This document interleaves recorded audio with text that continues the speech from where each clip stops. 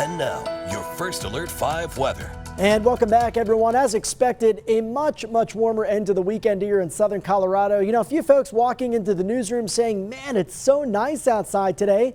You know, at first glance, sure, but keep in mind we've got those breezes, the low humidity, and that does mean we are under weather alert here in the News 5 viewing area until around sunset tonight, thanks to that low humidity as low as the single digits in some spots and gusts around 30 miles per hour. Now, tomorrow we do it all over again, beginning at 11 a.m., but that red flag warning does shift out of the Pikes Peak region, generally from Pueblo County down south and then into the eastern plains. And in those spots, winds could be quite a bit stronger than what we've seen today. Take a look at Futurecast. By noon on Monday, it's that south and southwest wind gusting around 30 to 40 miles per hour into the southern mountains and valleys, and some very strong gusts here for our friends and viewers across the eastern plains. That's where I think we'll see the strongest gusts throughout the day, 30 to 40 in these areas, but still around 40, even 45 up towards the Levita Pass. Pueblo, you could be gusting up around 30 to 35 miles per hour by tomorrow afternoon.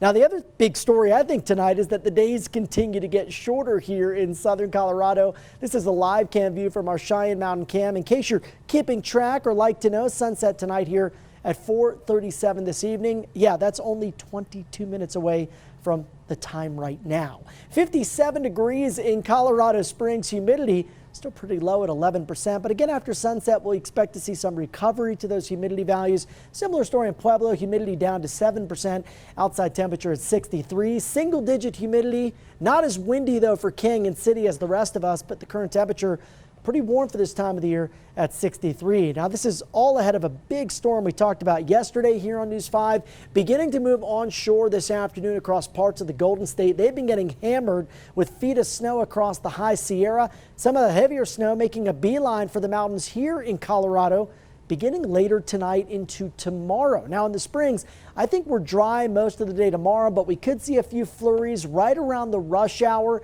maybe the dinner hour tomorrow night. I think impacts minimal at first, and then they pick up heading into the overnight hours. For Pueblo, we're dry and still on the mild side with a high up near 58. So the cold front surface low develops tomorrow, and behind that front, you're going to notice a big change. Now, most of the moisture is expected across the mountain areas and here into the northeastern part of the state, thanks to that surface low that will be strengthening the wraparound moisture. Very windy, almost blizzard-like conditions, anywhere from I-70 into the corner of Colorado. Very treacherous travel expected in that part of the state on Tuesday. For us in southern Colorado, we're missing really the main energy of this system, but still I think some areas will get some snowfall.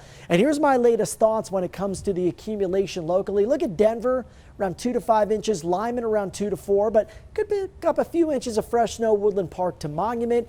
Maybe a trace to 2 inches in parts of Colorado Springs, certainly lesser amounts than that as you travel down south.